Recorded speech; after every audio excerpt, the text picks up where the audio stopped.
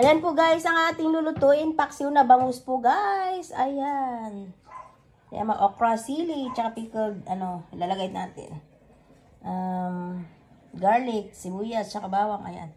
Ayan po, lalagay tayo sa ibabaw mamaya ng pechay. Galing po sa ating garden guys. Eto. Ayan, lagay tayo ng konting lang po, water.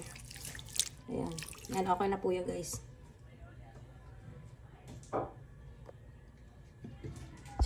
Lagay tayo ng marami pong luya guys sa ating paksiw na bangus.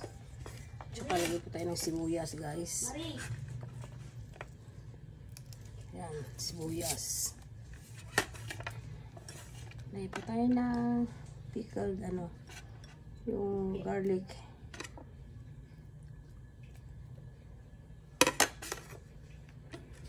Mamaya po natin ilalagay yung okra, tsaka sili, tsaka ito po guys, yung pechay po natin. Po tayo ng asin guys, ayan.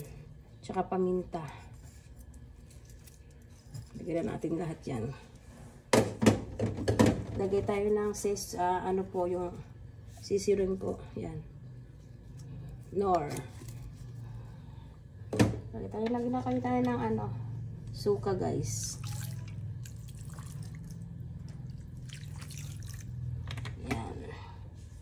Tapos, lagay po tayo ng olive oil. Lagay tayo ng konti. Ayan. Para mas masarap po yung paksiw po natin, guys. Ayan. Lutuin na po natin, guys.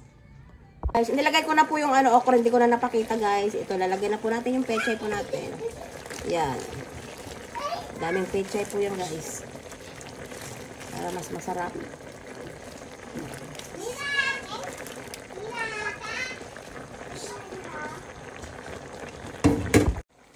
Ayan na po guys. Thank you guys for watching. Bye!